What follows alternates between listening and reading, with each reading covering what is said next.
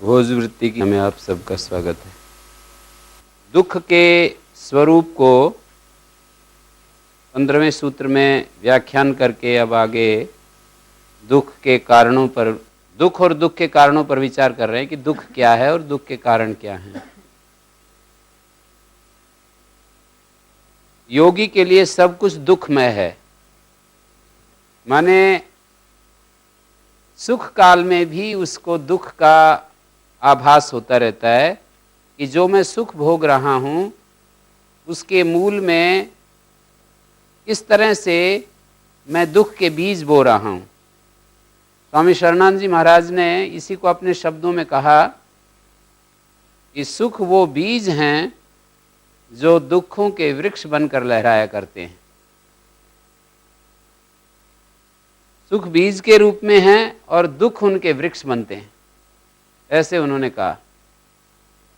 तो यहाँ पर इस सूत्र में भी इसी तरह से कहा कि जो सुख हम अनुभव करते, सुख लेते हैं, जो चीज़ों से, पदार्थों से, वस्तुओं से, क्रियाओं से जो हम सुख लेते हैं, वो सुख ही परिणाम में दुख बन जाता है। सुख भोग काल में भी वो दुख अनुभव हमें होता है जब उसके विरोध में कोई खड़ा होता है, कोई बाधक बनता है, कोई बाधा डालता है और उन सुखों के संस्कार हमारे अंदर बनते हैं। वो संस्कार पुनः हमारे को उन्हीं सुखों को लेने के लिए क्रियाशील करते हैं। और गुणवृत्ति विरोध जो गुणों का तारतम्य है, बदलता रहता है, मानी ये सब कुछ त्रिगुणात्मक है। जब हम सुख भोगते हैं तो उस समय भी रजोगुण तमोगुण रहता ही है। तो सुख जो कि सत्वगुण का परिणाम है, लेकिन ऐसा नहीं कहा जा सकता कि वहां पर दुख नाम की कोई चीज नहीं होती है। कोई पीछे रजोगुण उसके समाप्त हो गया है और वहां नहीं होता है, रजोगुण रहता ही है और वो वाट देखता रहता है कि कब मेरा नंबर आएगा। हर चीज त्रिगुणात्मक है। इसको आप ऐसे समझिए, गुणवृत्ति विरोध को, कि जो गुण है वो चल वृत्त है, चलन स्वभाव वाला है। तो इधर तो हमारी चित्त की स्थिति बदल जाती है, उधर पदार्थ की स्थिति बदल जाती है। पदार्थ भी चलायमान है, इधर हमारा चित्त भी चलायमान है। चित्त भी बदलता रहता है, पदार्थ भी बदलता रहता है। पदार्थ का स्वरूप बदल जाता है, इसलिए वो दुखप्रद हो जाता है। इधर हमारा चित्त बदल जाए तो वो भी दुखप्रद हो जाता है। रजोगुण की स्थिति में जिन चीजों को हमने प्यार किया, जिन चीजों को हमने हाथ डाला, सत्वगुण की स्थिति में वही चीजें दुखप्रद हो जाती हैं। उनकी स्मृति दुखप्रद हो जाती है कि ये क्या किया तैने, ये तेरे ये क्यों तू फंस गया इन चीजों में। रजोगुण की स्थिति में वो चीजें बहुत अच्छी लगती हैं, लेकिन जब सत्वगुण की स्थिति आती है, मैंने उल्टा किया कि सत्वगुण की स्थिति में जो हमारे को सुख महसूस होता है वो जैसे ही ऐसा शाश्वत नहीं है। सत्वगुण सत्वगुण की एक स्थिति होती है और वो बदल रहा होता है। तो सत्वगुण बदलता हुआ जैसे ही रजोगुण में बदलेगा तो वो स्थायी नहीं कहा जा सकता। जो सत्वगुण है स्थायी नहीं कहा जा सकता, वो बदलेगा और रजस में बदलेगा तो दुख में परिवर्तित होगा। पर मैं इसको घुमा करके कहा कि जैसे हमको जो चीजें विषय सुख जो हमें रजोगुण की स्थिति में अच्छे लगते हैं, रजोगुण की स्थिति में जो हमें बहुत ही सुहावने लगते हैं, हमारे रजस की स्थिति ज्ञान में बदल जाती है तो वही चीजें हमारे को दुखप्रद लगती हैं। तो इस तरह से गुणवृत्ति विरोध से सब कुछ दुख में बताया। हाँ जी, क्या प्रश्न है? गुरुजी प्रणाम। गुरुजी, योगी सुख को भी दुख देखता है, सुख के अंदर दुख देखता है। दुख को क्या देखेगा योगी? दुख को दुख ही देखता है। तो दुख को दुख देखता है, सुख को भी दुख देखता है, तो उसकी फिर जितनी भी चेष्टाएं हैं बस वो छूटने के लिए ही हैं। सुख लेने के लिए चेष्टाएं, सुख लेने की जो चेष्टाएं वो छूटती जाती है। सामान्य आदमी, भोग क्या है? सुख लेने की चेष्टा का नाम ही तो भोग है। सारी क्रियाकलाप जो हम करते हैं सुख लेने की चेष्टा का नाम ही भोग है, और सुख लेने की जो चेष्टा है उसके छोड़ने का नाम ही अपवर्ग की यात्रा है। जितना जितना हम सुख लेने की चेष्टाओं को छोड़ते जाते हैं, हमारी अपवर्ग की तरफ यात्रा बढ़ती जाती है। तो दो शब्दों में सारा सार आ गया। सुख लेने की चेष्टाएं हम करते ही रहते हैं। सुख लेने की चेष्टा जब वो हमें दुख में दिखाई देती है, सुख लेने की चेष्टा, तो हम क्यों फंसेंगे? मनुष्य का एक स्वभाव है, जिन चीज़ों में उसको सुख दिखाई देता है उन्हीं के साथ वो युक्त होता है। सुख के बिना प्रवृत्ति नहीं होती है। और जब उसको सब जगह दुखी दिखाई देता है तो उसकी प्रवृत्ति निवृत्ति में बदलने लगती है। और निवृत्ति में ही सुख है, निवृत्ति में ही शांति है। प्रवृत्ति का मतलब है निवृत्ति रहित प्रवृत्ति। जब निवृत्ति रहित प्रवृत्ति होती है तो उसमें निश्चित रूप से उसको दुख मिलेगा। और निवृत्ति में यदि प्रवृत्ति है, निवृत्ति आधार में है और प्रवृत्ति हो रही है, तो वैसी प्रवृत्ति जो है दुखदायक नहीं होती है। क्योंकि ऐसे कर्म तो शंकराचार्य ने भी किए हैं, स्वामी दयानंद ने भी किए हैं, श्री अरविंद ने किए हैं, सभी महापुरुषों ने किए हैं। पर निवृत्ति उनके मूल में है, निवृत्ति आधार में है, और तब वो कर्म करते रहे हैं। भगवान बुद्ध भी ज्ञान प्राप्त होने के बाद 45 वर्ष तक निरंतर घूमते रहे, समझाते रहे लोगों को। और कर्म का जो सन्यासी खंडन करते हैं, शंकराचार्य स्वयं कर्म का निषेध कर रहे हैं, लेकिन स्वयं कितना भगीरथ कर्म किया। जिस समय कोई वाहनों की व्यवस्था नहीं थी, पूरे देश में जगह जगह घूमे, 4 मठ बनाए पैदल घूम करके, और कितने शास्त्र लिखे। 32 वर्ष की अवस्था में कितने शास्त्रों का भाष्य कर डाला, कितने शास्त्रार्थ किए, कितना उन्होंने पैदल यात्रा की, भ्रमण किया, लोगों को समझाया। ये सारे कर्म ही तो हैं। वाणी से बोल रहे हैं, दिमाग का प्रयोग कर रहे हैं, शरीर का काम ले रहे हैं, सारे कर्म ही तो हैं। कर्म का निषेध कर रहे हैं पर कर्म कर रहे हैं। इसका मतलब उनका एक विशेष प्रयोजन है। जो निषेध है उनका, निवृत्ति रहित प्रवृत्ति का निषेध कर रहे हैं। निष्कामता से रहित जो सकामता है उसका निषेध करते हैं। केवल जो सकाम कर्म हैं उनका निषेध करते हैं। केवल प्रवृत्ति मूलक कर्मों का निषेध करते हैं। निवृत्ति से अलग थलग होकर के, और फिर प्रवृत्ति में जो जीवन है वो दुख के सिवाय हमारे को कुछ नहीं देता। मानी देता है, सुख भी देता है, लेकिन उस सुख के साथ बहुत सारा दुख देता रहता है। हमारी इंद्रियों को सुख यदि नहीं मिलेगा तो प्रवृत्ति हमारी होगी ही नहीं। तो प्रवृत्ति जो है वो हमारी सुख के लिए है, लेकिन उसके बदले में बहुत सारा चुकाना पड़ता है, बिल चुकाना पड़ता है। उस बिल को चुकाए बिना हमें अकेला सुख नहीं मिलता है। तो ये हमने देखा इस सूत्र में। और अगला सूत्र है 16वां सूत्र की भूमिका बनाते हैं। तदेव मुक्तस्य क्लेश कर्मास्य विपाक राशे अविद्या प्रभवत्वात् अविद्याश्च मिथ्या ज्ञान रूपतया सम्यक ज्ञानोच्छेद्यत्वात् सम्यक ज्ञानस्य ससाधन हेयोपादे अवधारण रूपत्वात् तद अविधानम आह। ये जो क्लेश कर्माशय विपाक राशि है, क्लेश कर्माशय और विपाक, 3 चीजें बता रहे हैं। क्लेश, कर्माशय,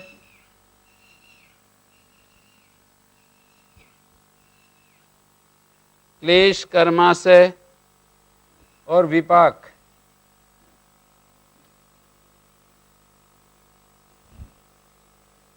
अविद्या, अस्मिता, राग, द्वेष, कर्माशय तो कर्म ही होते हैं, और विपाक कर्मों का फल होता है, जाति, आयु, भोग। विपाक शब्द से या तो जाति, आयु, भोग, एक शरीर मिलता है, शरीर के लिए एक आयु मिलती है, और भोग मिलते हैं। भोग का मतलब है वही, भोग का मतलब विषय मिलते हैं, भोग का मतलब शरीर, इंद्रियां, मन आदि मिलते हैं, और सुख दुख का जो संवेदन है वो मिलता है। भोग शब्द 3 अर्थों में प्रयुक्त हो रहा है। तो यहाँ पर क्लेश कर्माशय विपाक राशे अविद्या प्रभवत्वात्, ये तीनों चीजें अविद्या से, इनका जो उत्पत्ति है वो अविद्या से होती है। अविद्या प्रभवत्वात् रूपत्वात्, अविद्यायाश्च मिथ्या ज्ञान रूपतया, और अविद्या मिथ्या ज्ञान रूप होती है। सम्यक ज्ञानोच्छेद्यत्वात्, सम्यक ज्ञान से ही उसका उच्छेद हो सकता है। सम्यक ज्ञानश्च, और सम्यक ज्ञान कैसे मिलता है? ससाधन हेयोपादे अवधारण रूपत्वात्, साधन सहित त्याज्य और ग्राह्य और धारण किए जाने योग्य होने के कारण सम्यक ज्ञान जो होता है, ससाधन हेयोपादे अवधारण रूपत्वात्, साधन सहित हेय रूपता और ग्राह्य रूपता। हे कहते हैं त्याज्य और उपादेय कहते हैं ग्राह्य और अवधारण कहते हैं धारण। उपादेय अवधारण रूपत्वात्,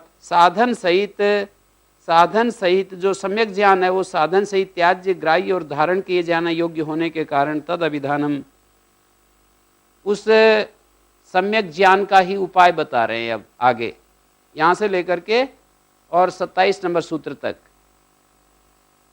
11 सूत्रों में हेयोपादे जो ससाधन, साधन सहित त्याज्य ग्राह्य और धारण किए जाने योग्य जो सम्यक ज्ञान है, सम्यक ज्ञान हमें कुछ तो ग्राह्य बताता है, कुछ त्याज्य बताता है। सम्यक ज्ञान हमें बताता है कि ये चीज़ें तो पकड़ने की हैं, छोड़ने की हैं, और ये धारण करने की हैं। पकड़ करके धारण करना, छोड़ देना, तीन ही तो काम करते हैं हम। पकड़ते हैं, पकड़ के धारण करते हैं, छोड़ देते हैं। तो सम्यक ज्ञान जो है वो हेय उपादेय और अवधारण रूप वाला होने, साधन सहित कहा है, माने बिना साधन के हम सम्यक ज्ञान को त्याज्य और ग्राह्य कोटि में नहीं ला सकते हैं। सम्यक ज्ञान जो है, इस चीज का सम्यक ज्ञान कि हमारे को ये बताता है, सम्यक ज्ञान ये चीज, ये ट्रुथ है, ये फॉल्स है, ये सत्य है, ये असत्य है, ये दुखदाई है, ये सुखदाई है। हेयम दुखम अनागतम, जो अनागत दुख है वो हेय कोटि में डाला है। जो भूतकाल में चला गया वो चला गया, जो वर्तमान के क्षण में है वो भी भूतकाल में जा रहा है। जिन दुखों को हम संभावना करते हैं, कल्पना करते हैं, उनकी बात कह रहे हैं। भूतस्य अतिक्रांतत्वात् अनुभूयमानस् त्यक्तुम अशक्यत्वात्, और जो अनुभूयमान है उसको त्यागना अशक्य है। जो अनुभूयमान है, जैसे किसी को चोट लग गई, अब वो तो चोट तो लगी गई, अब क्या करें? त्यक्तुम अशक्यत्वात् अनागतम एव संसार दुखम हातव्यम, जो अनागत है, जो अभी आया नहीं है, उसका प्रबंध करना चाहिए, उसका इंतजाम करना चाहिए कि उसको कैसे बचा, उससे कैसे बचा जाए। भविष्य में प्राप्त होने वाला, भविष्य 1 घंटे बाद भी हो सकता है, 1 दिन बाद भी हो सकता है, अगले जन्म में भी हो सकता है। आने वाले दुख से कैसे बचें, उसके बारे में ये बात कही जा रही है। भूतस्य अतिक्रांतत्वात् अनुभूयमानस्य त्यक्तुम अशक्यत्वात्, अनागत जो संसार दुख है वो हातव्य है, वो त्याग करने योग्य है। साधनों के द्वारा उस दुख को हमें छोड़ना है। दुख के छोड़ने के साधन क्या हो सकते हैं?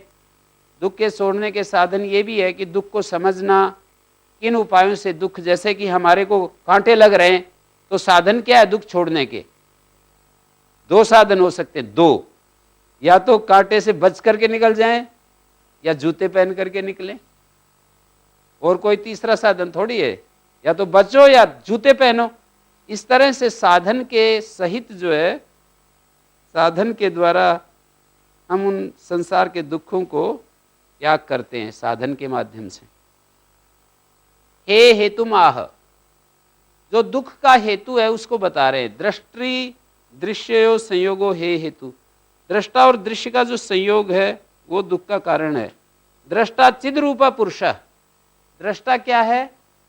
चिद रूप जो पुरुष है उसको दृष्टा कहते हैं। चेतन, हमारे अंदर एक जो चेतन तत्व है उसको दृष्टा कहते हैं। और दृश्य क्या है? बुद्धि सत्व को दृश्य कहते हैं। हमारी जो बुद्धि है इसी को दृश्य कहते हैं। तो बुद्धि का और चेतन आत्मा का जो अविवेक ख्याति रूप पूर्वक जो संयोग है, एक विवेक ख्याति पूर्वक संयोग होता है, एक अविवेक ख्याति पूर्वक संयोग। पता ही नहीं चलता है कि ये दृश्य है और ये दृष्टा है, इतने घुल मिल जाते हैं। एक ज्ञान में दोनों मौजूद हो जाते हैं, तो इसको अविवेक ख्याति का है। विवेक का मतलब होता है अलग अलग करना, और अविवेक का मतलब गड्ढमड हो जाना। जैसे दूध और पानी एक हो गए, अब हम पता नहीं चलता है कि किधर दूध है किधर पानी है। तो इस तरह से एक ज्ञान में दोनों वर्तमान हो जाते हैं, यही इनका संयोग है। जी, विवेक ख्याति में नहीं होता, मैंने अविवेक ख्याति रूप ऐसा बोला। बुद्धि का और चेतन का अविवेक ख्याति रूप, अविवेक ख्याति रूप जो संयोग है वो दुख का कारण है। भोक्तृ भोग्यत्वेन सन्निधानम, भोक्ता और भोग्य के रूप में जो सन्निधान है, सन्निधि है, समीपता है, एक रूपता है। सन्निधान का अर्थ है समीपता, एक रूपता। एक भोक्ता है, एक भोग्य है। बुद्धि भोग्य है, बुद्धि में आए विषय भोग्य है। जैसे मैं किसी चीज को अनुभव कर रहा हूं कि ये चीज बड़ी अच्छी है, ये बुद्धि में आती है, और भोक्ता उसके साथ एक समीप हो जाता है, उसके एक रूप हो जाता है। बुद्धि में कोई विषय आता है कि ये चीज बड़ी ही सुखदायक है या दुखदायक है, और दृष्टा उसके साथ एक रूप हो जाता है। एक रूप होकर के उसको सुखदायक है तो ग्रहण करता है, दुखदायक है तो बचता है, भागता है उससे। तो हेयस्य दुःखस्य गुण परिणाम रूपस्य संसारस्य हेतु कारणम।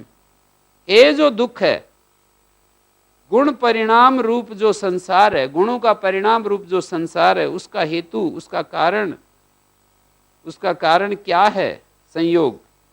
दृष्टा और दृश्य का जो संयोग है, बुद्धि और पुरुष का जो संयोग है, ये संयोग ही अविवेक ख्याति पूर्वक जो संयोग है, जो कि भोक्ता और भोग्य के रूप में समीपता है इन दोनों की, हेस दुख से, हे दुख का गुण परिणाम रूप संसार का कारण है। तन्निवृत्त्या संसार निवृत्तिर्भवति, उसकी निवृत्ति से, किसकी निवृत्ति से? संसार की निवृत्ति कैसे होगी? तन्निवृत्त्या, उसकी निवृत्ति से संसार की निवृत्ति होगी। अविवेक जन्य जो संयोग है उसकी निवृत्ति से। हम यदि दुख को हटाना चाहते हैं तो अविवेक जन्य जो संयोग, अविवेक के कारण पैदा हुआ जो संयोग है उसको हटाना पड़ेगा। संयोग दुख का कारण है, तन्निवृत्त्या, संयोग की निवृत्ति से। अविवेक के कारण हुआ जो संयोग है, ज्ञान पूर्वक यदि संयोग हो जाए तो वो दुख का कारण नहीं होता। अविवेक पूर्वक, ज्ञान पूर्वक संयोग का मतलब है विवेक ख्याति। संयोग तो है विवेक ख्याति में, पर ज्ञान पूर्वक है। वहां पर दृश्य दिखाई देता है, दृष्टा चैतन्य एक अलग दिखाई देता है हमारे को। संयोग है, विवेक ख्याति के समय संयोग है। विवेक इसीलिए तो कहा है ताम भी ख्यातिम निरुणद्धि, उस ख्याति को भी निरोध करता है, तब संयोग हटता है। तत् परम पुरुष ख्यातिर गुण वैतृष्ण्यम, जो 16 नंबर सूत्र है पहले पाद का, उसमें गुण वैतृष्ण्य क्या है? विवेक ख्याति के प्रति वितृष्णा। विवेक ख्याति से अलग हटने का नाम परवैराग्य है। तो जब तक हमारे को विवेक ख्याति है, वो कभी कभी हमारे को जरूरत पड़ती है उसकी, हर वक्त हमें पता चलना चाहिए कि ये विवेक ख्याति भी मुझसे अलग है, चेतन तत्व से अलग है, क्योंकि वो एक बुद्धि का धर्म है। बुद्धि के अंदर उत्पन्न हुआ एक धर्म है विवेक ख्याति। तो चेतन तत्व से पता चलना चाहिए कि ये विवेक ख्याति नाम की चीज भी चेतन तत्व से, विशुद्ध चेतन तत्व से एक अलग चीज है। ऐसा महसूस करने के लिए हम अपने अंदर उस विवेक ख्याति का भी निरोध करते हैं। कार्य के लिए तो विवेक ख्याति जरूरत है। जो हम जीवन जीते हैं और जो कार्य करते हैं, तो उस अवस्था में विवेक ख्याति की आवश्यकता है। विवेक ख्याति के बिना हम कार्य कैसे करेंगे? विवेक ख्याति से के साथ ही कार्य होते हैं। योगी के जो कार्य होते हैं वो विवेक ख्याति में रहते हुए ही होते हैं। तो समाधिस्थ अवस्था के लिए या कुछ समय के लिए विवेक ख्याति का निरोध की आवश्यकता होती है। नहीं, विवेक ख्याति के विवेक ख्याति, ये तो पीछे कहा है पहले पाद के, प्रज्ञा संस्कार जो होते हैं वो बाधक नहीं होते हैं योग मार्ग में। विवेक ख्याति के जो संस्कार हैं, विवेक ख्याति तो विवेक ख्याति निवृत्ति की तरफ ले जाती है हमारे को, और अविवेक ख्याति जो है वो भोग की तरफ ले जाती है, प्रवृत्ति की तरफ ले जाती है। तो ख्याति संस्कार बाधक नहीं होते, वहां पर कहा भी है 5 प्रकार की वृत्तियां, वृत्तया पंचतया क्लिष्टा क्लिष्टा। तो वहां पर क्लिष्ट की व्याख्या की कि क्लिष्ट वो होती हैं जो क्लेश हेतु का कर्माशय प्रचय क्षेत्री भूता, क्लेश हेतु है जिनका, वो वृत्तियां क्लिष्ट होती हैं। क्लेश जिनके मूल में है तथा कर्माशय रूपी कर्मों को, कर्माशय रूपी खेत में जो प्रचय भूत हैं, कर्माशय क्षेत्रे प्रचय भूता, कर्माशय क्षेत्र में जो बढ़ रही हैं, कर्माशय रूपी कर्माशय प्रचय क्षेत्री भूता। क्लिष्ट वृत्तियां वो हैं जो कर्माशय को बढ़ाने में, कर्म संस्कारों को बढ़ाने में जो खेत बनी हुई हैं और क्लेश जिनके मूल में है, तो उनको क्लिष्ट का। और अक्लिष्ट कौन सी हैं? तो वहां बताया अक्लिष्ट वृत्तियां होती हैं ख्याति विषय गुणाधिकार विरोधिन्य। ख्याति विषय होती है, विवेक ख्याति विषय होती है, और गुणाधिकार की विरोधिनी होती है, गुणाधिकार से अलग जाने वाली होती है, गुणाधिकार को तोड़ने वाली होती है। तो यहां पर मैं पढ़ रहा था कि हेयस्य दुःखस्य गुण परिणाम रूपस्य संसारस्य हेतु कारणम तन्निवृत्त्या संसार निवृत्तिर्भवति। मानी इस संयोग की निवृत्ति से संसार की निवृत्ति होती है। गुण परिणाम रूप जो दुख है, दुख क्या है? सत्वरज तमस 3 गुणों का परिणाम है, तीनों गुणों के का फल है ये जो दुख होता है। ऐसा त्रिगुण गुण परिणाम रूप जो ये संसार है, गुणों का परिणाम है संसार। संसार में क्या आ गया? सब कुछ आ गया, हमारे शरीर भी आ गए, पदार्थ भी आ गए, जो भी चारों तरफ हम देख रहे हैं वो सारी चीजें आ गई। तो गुण परिणाम रूप जो संसार है वो दुख रूप है। दुःखस्य गुण परिणाम रूप संसारस्य हेतु कारणम। उसका हेतु, उसका कारण क्या है? उसका कारण है हमारा जो ये बुद्धि और पुरुष का संयोग। तन्निवृत्त्या, उस बुद्धि पुरुष के संयोग की निवृत्ति से संसार निवृत्ति होती है। अगला सूत्र दृष्टि दृश्य संयोगो इत्युक्तम। दृष्टा और दृश्य का संयोग बताया। पहले दृश्य का स्वरूप बता रहे हैं। दृश्यस्य स्वरूपम कार्यम प्रयोजनम चाह। दृश्य का स्वरूप बता रहे हैं, दृश्य का कार्य बता रहे हैं, दृश्य का प्रयोजन बता रहे हैं। जो दृश्य है, दृश्य का स्वरूप,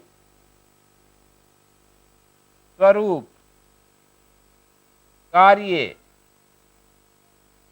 प्रयोजन, ये 3 बातें इस सूत्र में बताई जा रही हैं। दृश्य का स्वरूप तो है प्रकाश क्रिया स्थितिशीलम,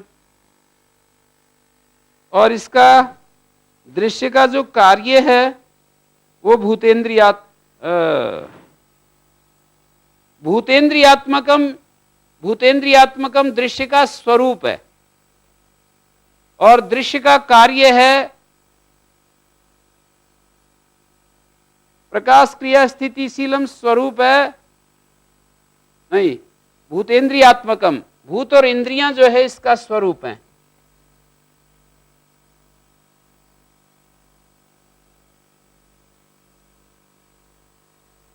प्रयोजन है भोगापवर्ग।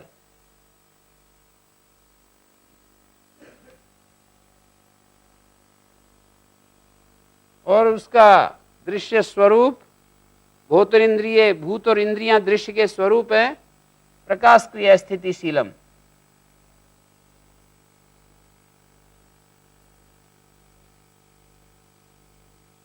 प्रकाश क्रिया स्थितिशीलम।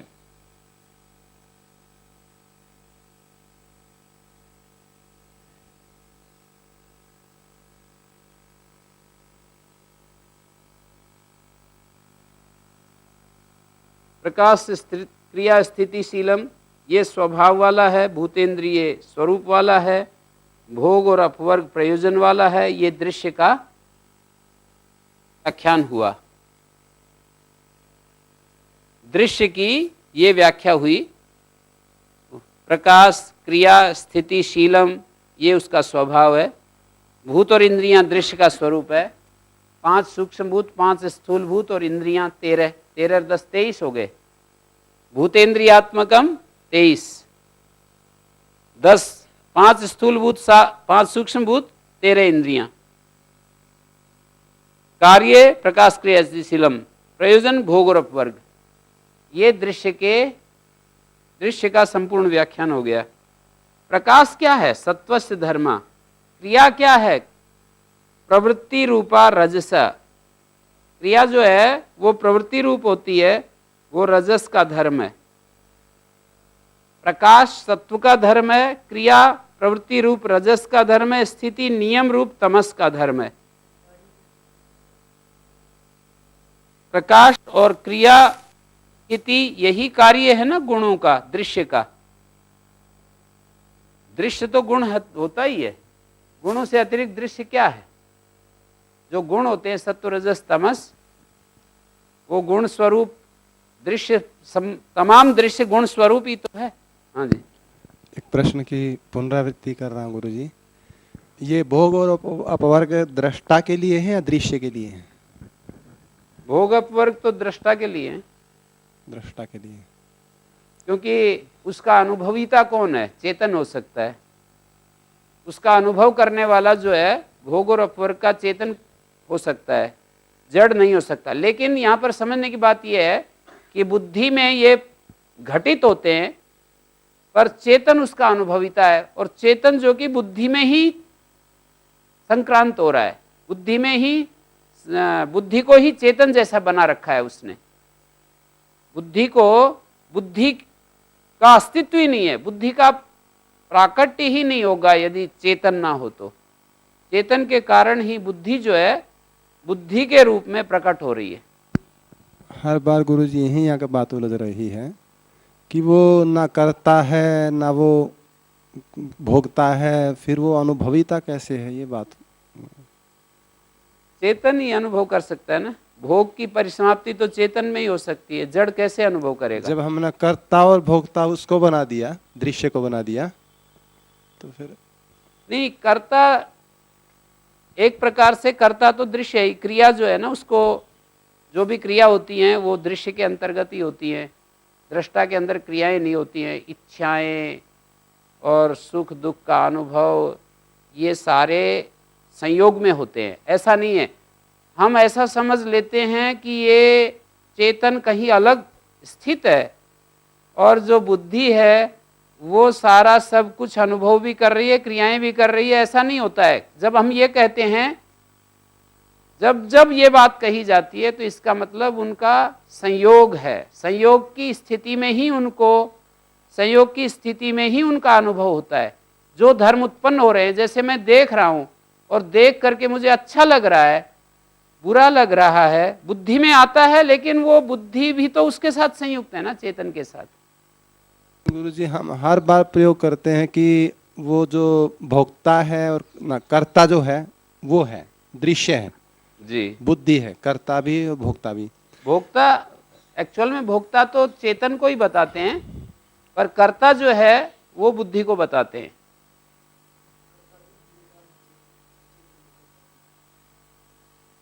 चेतन जो है वो बुद्धि के साथ एक रूप हो रहा है, इसलिए बुद्धि में तो क्रिया है ही, जैसे इच्छा करना, देखना, सूंघना, ये सारी जो अलग अलग इंद्रियों की क्रियाएं हो रही हैं वो हमारी बुद्धि के माध्यम से हो रही हैं। जो कर्ता हो सकता हो, अनुभविता भी हो सकता है। कर्ता हो सकता है, कर्ता तो बुद्धि को ही बता रहे हैं। तो बुद्धि यदि कर्ता हो सकती तो अनुभविता क्यों नहीं हो सकती? वो अकेली नहीं है ना, वहां भी तो चेतन है ना। ये कहा जाता है कि चेतन के साथ बुद्धि की एक रूपता है, तब वो करता है।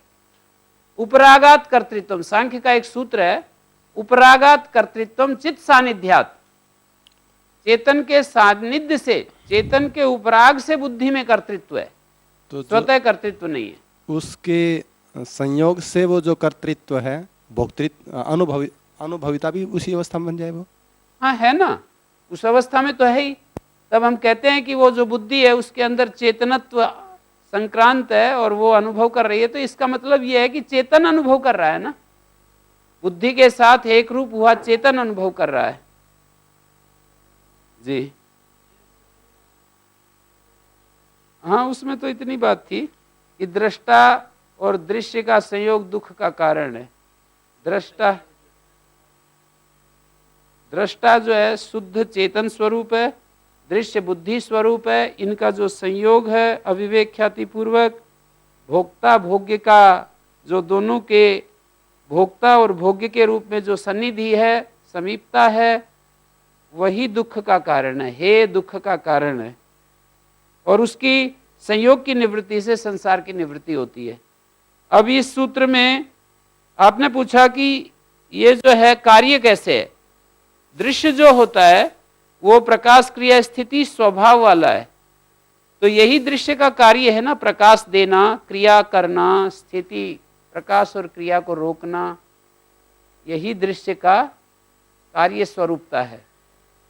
दृश्य जो है प्रकाश, मानी हमारी बुद्धि में जो प्रकाश ये दो, एक तो प्रकाशित करना और एक प्रकाशित होना, तो दो प्रकार के है ना ये भूत और इंद्रिय। इन भूतों में जो भूत के अंदर प्रकाश है वो दूसरे के सामने प्रकाशित होना, इंद्रियों के अंदर जो प्रकाश है वो दूसरे को प्रकाशित करना, ये भी है। इंद्रियों में जो प्रकाश है प्रकाशित होने के साथ दूसरे को प्रकाशित करना, जैसे आंख प्रकाशित कर रही है दूसरी चीज को, हमारी कर्णेंद्रिय प्रकाशित कर रही है शब्दों को, तो ये प्रकाश भूत के अंदर जो प्रकाश है, भूत के अंदर भी प्रकाश है और इंद्रियों के अंदर भी प्रकाश है, पर भूत के अंदर प्रकाश इतना ही है कि वो प्रकाशित हो जाता है। इंद्रियों के अंदर जो प्रकाश है वो दूसरे को भी प्रकाशित कर देता है। बुद्धि के अंदर और भी ज्यादा प्रकाश है, सब चीजों को प्रकाशित करता रहता है। ऐसे ही क्रिया, ऐसे स्थिति, जो गुण होते हैं, दृश्य होते हैं, मानी भूत और इंद्रिय होते हैं, इनके अंदर प्रकाश भी है, क्रिया भी है और स्थिति है। स्थिति का मतलब नियम रूपता, नियमन। क्या नियमन? प्रकाश और क्रिया का नियंत्रण, प्रकाश और क्रिया इन दोनों की स्थिति, दोनों का नियमन करना। तः प्रकाश क्रिया स्थितया शीलम स्वाभाविकम रूपम यस्य, ये स्वाभाविक रूप है दृश्य का। तथा विधम स्वरूपम अस्य निर्दिष्टम, ऐसा स्वरूप बताया है इसका। भूतेन्द्रियात्मकम भूतानि स्थूल सूक्ष्म भेदेन द्विविधानि, भूत जो होते हैं स्थूल और सूक्ष्म रूप से दो प्रकार के हैं भूत, और पृथ्वी आदि गंध तन्मात्रा दीनीच है। ये जो पृथ्वी भूत, जल भूत, अग्निभूत, वायु भूत और आकाश भूत, ये तो हैं स्थूल भूत, और शब्द स्पर्श रूप रस गंध तन्मात्रा जो हैं वो हैं सूक्ष्म भूत।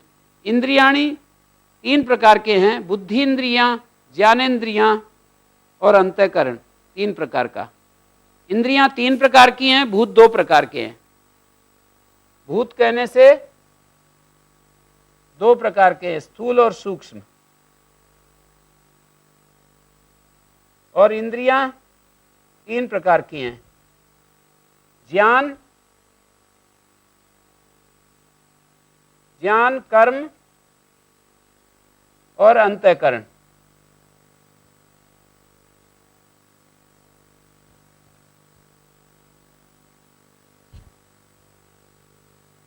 तो इंद्रियां ज्ञान रूप हैं, इंद्रियां कर्म रूप हैं, कर्मेंद्रियां हैं, और अंतःकरण रूप है। उभयम अपि यद् ग्राह्य ग्रहण रूपम, ये जो भूत और इंद्रियां ये ग्राह्य रूप है, ये ग्रहण रूप है। ग्रहण में ल्युट प्रत्यय करण कारक में है, ग्राह्य में जो ण्यत प्रत्यय है वो कर्म कारक में। गृह्यते यत्तद् ग्राह्यम, जिसको ग्रहण किया जाता है वो ग्राह्य होता है। ग्रह धातु से ण्यत प्रत्यय, जिसको ग्रहण किया जाता है उसको ग्राह्य कहेंगे। और ग्रहण में जो ल्युट प्रत्यय है वो करण कारक में है। गृह्यते अनेन तद ग्रहणम, जिसके द्वारा ग्रहण किया जाता है। किसके द्वारा ग्रहण किया जाता है? इंद्रियों के द्वारा ग्रहण किया जाता है। आत्मा स्वरूप अभिन्ना परिणामो यस्य तत् तथा विधम इत्यनेन अस्य कार्यमुक्तम। और आगे एक बात कही कि आत्मा स्वरूप अभिन्ना, स्वरूप अपने स्वरूप से भिन्न पृथक न होने वाला जो परिणाम है। आत्मा मानी यहां पर जो ये आत्मा डाला है, भूतेन्द्रियात्मकम, भूत और इंद्रियां आत्मा है जिसकी, स्वरूप है जिसकी, भूत और इंद्रियां स्वरूप से अभिन्न है जिसके, आत्मा स्वरूप अभिन्ना परिणामो यस्य, भूतेन्द्रियात्मकम, भूत और इंद्रियां ये स्वरूप है जिसका, वैसा यहां पर कार्य कहा गया। भोगा कथित लक्षणा, भोग के 3 अर्थ बताए पिछले सूत्र में। एक जगह भोग मानी बुद्धि, भोग मानी सुख दुख, और भोग मानी पदार्थ। तीनों भोग शब्द के अर्थ हैं। बुद्धि जब होता है तो करण साधन, पदार्थ होता है तो कर्म साधन, और सुख दुख जब अर्थ होता है भोग का तो भाव साधन। अपवर्ग विवेक ख्याति पूर्व का संसार निवृत्ति। अपवर्ग की व्याख्या की, विवेक ख्याति पूर्वक जो संसार की निवृत्ति है उसको अपवर्ग कहते हैं। अपवर्ग में अपूर्वक वृजि वर्जने धातु है, घय प्रत्यय है, अपवर्ग। अपवृज्यते अनेनिति अपवर्ग, जिसके द्वारा क्रियाओं की समाप्ति की जाती है, क्रियाओं का अपवर्जन किया जाता है, उसको अपवर्ग कहते हैं। जो हम सुख लेने के लिए जो क्रियाएं करते रहते हैं तो उस ज्ञान को अपवर्ग कहते हैं, जिस ज्ञान के द्वारा क्रियाओं को समाप्त किया जाता है, क्रियाओं को बंद किया जाता है, क्रियाओं को छोड़ दिया जाता है, क्रियाओं को रोक दिया जाता है। अपवर्गो विवेक ख्याति पूर्विका संसार निवृत्ति। विवेक ख्याति पूर्वक जो संसार की निवृत्ति है उसको अपवर्ग कहते हैं। तो तौ भोग अपवर्गो अर्था प्रयोजनम यस्य, वो भोग और अपवर्ग प्रयोजन है जिसके, अर्थ का मतलब प्रयोजन, भोग और अपवर्ग प्रयोजन है जिसके, तथा विदम दृश्यम, वैसा ये दृश्य है। अज्ञान की अवस्था में, अविवेक की अवस्था में भोग प्रयोजन है, विवेक की अवस्था में अपवर्ग प्रयोजन है। किसका ये प्रयोजन किसका है? दृश्य का। दृश्य का स्वरूप क्या है? भूत और इंद्रिय स्वरूप है जिसका, आत्मा मानी स्वरूप, तेन्द्रियात्मकम, भूत और इंद्रियां स्वरूप है जिसका। कार्य क्या है? प्रकाश, क्रिया और स्थिति शील, शील मानी स्वभाव है जिसका, ऐसा दृश्य का कार्य है। ये दृश्य का कार्य बता दिया।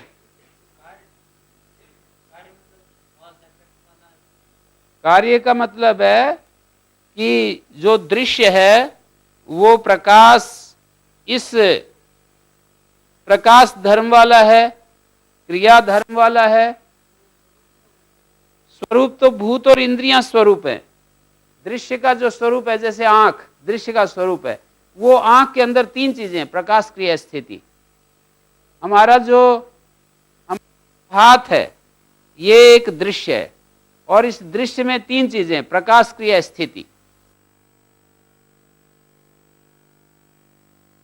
हाथ है जैसे, तो हाथ ये भूत का, दृश्य का स्वरूप है, और इसका कार्य क्या है?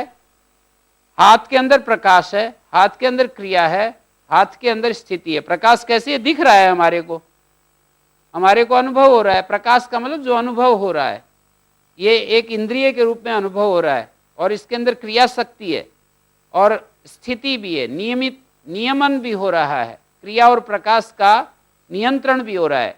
प्रकाश और क्रिया जितनी मर्जी ये नहीं कर पाता है, प्रकाश और क्रिया को रोक भी रहा है ये, इसके अंदर जो स्थिति तत्व है। गुरुजी, इंद्रियां अहंकार का परिणाम बताए जी, वो उसका साधन भी कह सकते हैं अहंकार का? अहंकार का साधन सारी चीजें दृष्टा के लिए हैं, सारी चीजें दृष्टा के लिए हैं। अहंकार का साधन होकर के अंततः बुद्धि का साधन, बुद्धि भी फिर दृष्टा का साधन है। ऐसे कहेंगे, इंद्रियां अहंकार का साधन यदि आप कहेंगे तो स्वयं अहंकार फिर बुद्धि का साधन, और फिर बुद्धि जो है दृष्टा का साधन है। अंततः दृष्टा के साधन बने हुए हैं। सारा दृश्य जो है दृष्टा का साधन बना हुआ है। यहाँ पर उपकारी उपकारक दृष्टि से यदि देखें तो भूत और इंद्रियां जो हैं उपकारक हैं, और उपकार्य जो है वो दृष्टा है। भूत और इंद्रियां उपकार कर रहे हैं किसका? दृष्टा का, चेतन का उपकार कर रहे हैं।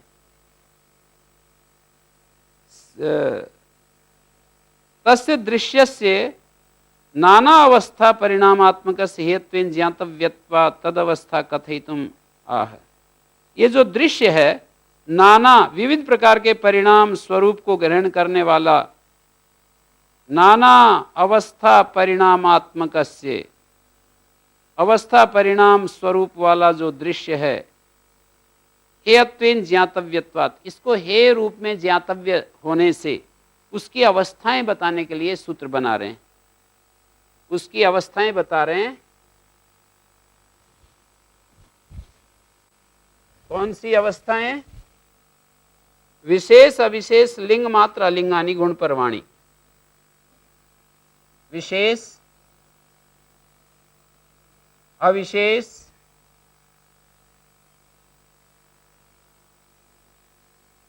लिंग मात्र गुण परवाणी, इसको हम नीचे से लिखते हैं। विशेष अविशेष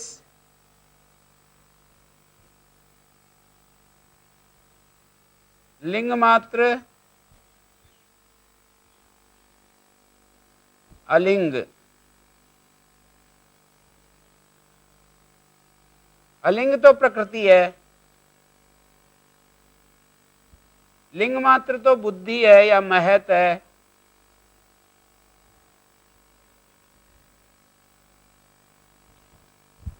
और अविशेष अहंकार और तन्मात्र।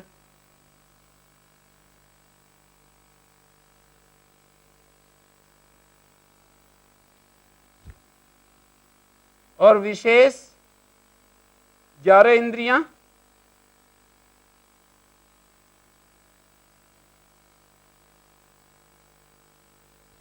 और तन्मात्र कुलभूत।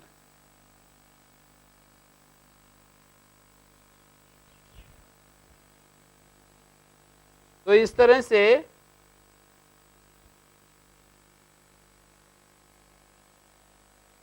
अवस्थाएं गुणानाम पर्वाणि अवस्था विशेषा चत्वारा ज्ञातव्य इति उपदिष्टम भवति। गुणों के पर्व हैं, उनकी 4 अवस्थाएं हैं, उनको जानना चाहिए। तत्र विशेषा, वो मैंने लिख ही दिया। विशेष क्या हैं? विशेष जो हैं महाभूत 5 और 11 इंद्रियां। महाभूत इंद्रियाणी विशेषा, अविशेषा तन्मात्र अंतःकरणानि।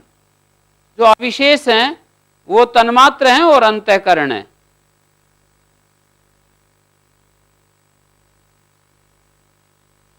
तन्मात्र को हम स्थूल, तन्मात्र को सूक्ष्म भूत कह देते हैं। ये भाषा तो तन्मात्री है, सामान्य रूप से समझने के लिए तन्मात्र को सूक्ष्म भूत कह देते हैं।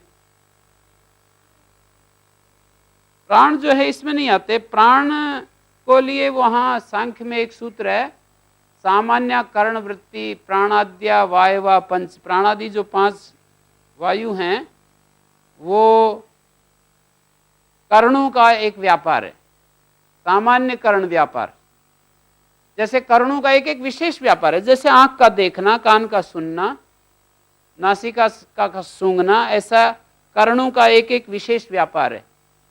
पर कर्ण सामान्य कर्ण वृत्ति, ये जो कर्णों की एक सामान्य वृत्ति है, कर्णों की एक सामान्य वृत्ति है जिसको प्राण कहते हैं। प्राण जो है सारे कर्णों का एक सामान्य व्यापार है। कर्णों का विशेष व्यापार अलग अलग अपना अपना, और सारे कर्णों का एक सामान्य व्यापार है प्राण। तो प्राण को अलग नहीं, कर्णों का ही एक सामान्य व्यापार, सामान्य वृत्ति बता दी। एक्शन जैसे चित्त है, चित्त का व्यापार ज्ञानात्मक है, कर्णों का व्यापार प्राण बता दिया। चित्त का जो व्यापार एक सामान्य व्यापार और एक विशेष व्यापार, चित्त का एक विशेष व्यापार तो ज्ञान रूप है। चित्त का विशेष व्यापार ज्ञान रूप है। चित्त का विशेष व्यापार संकल्प करना, विकल्प करना, संस्कारों को धारण करना, ये सारे चित्त के विशेष व्यापार हैं। लेकिन जो प्राण है वो सामान्य व्यापार है। ऐसे इंद्रियों का भी सामान्य व्यापार है। अंतः गुरुजी, मैं ये कह रहा था कि आपने थोड़ी देर पहले बोला कि हाथ में क्रिया भी है और प्रकाश भी है, तो मैं इस पर टिप्पणी करना चाहता था कि हमें हर चीज़ तभी दिखाई देती है जब वो सूरज की किरणें रिफ्लेक्ट करती है, उसे वापस भेजती है। पर गुरुजी, ऐसी कोई बात है नहीं कि हाथ रात के अंधेरे में हमें दिखता नहीं है, तो हम ये नहीं कह सकते ना कि इसमें। हाँ, मैं बता रहा हूँ, बता रहा हूँ।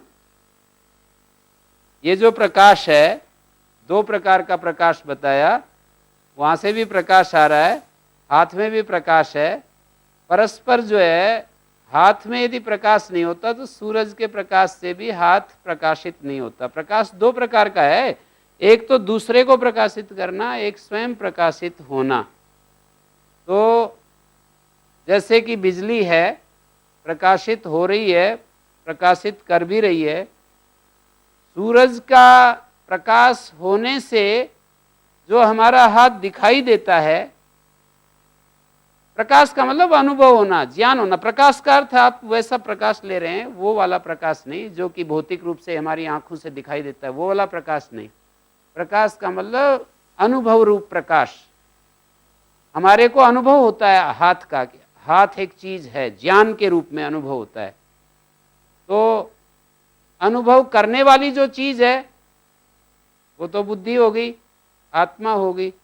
पर जिस जिसका भी हम अनुभव करते हैं उसको प्रकाश नाम से, उसको प्रकाश्य नाम से कहते हैं। दो चीजें हैं, एक प्रकाशक, एक प्रकाश्य।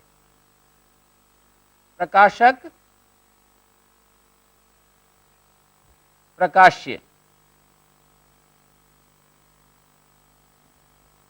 तो प्रकाश्य का मतलब यह है, प्रकाश्य का अर्थ है जो प्रकाशित होने योग्य है।